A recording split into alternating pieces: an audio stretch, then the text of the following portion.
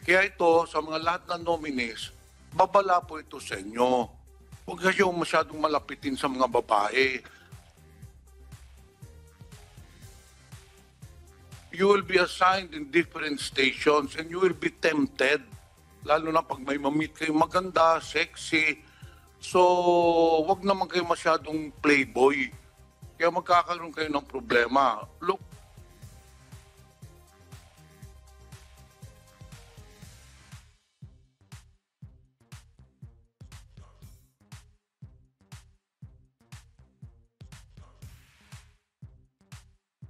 Look at what happened to General Sevilla.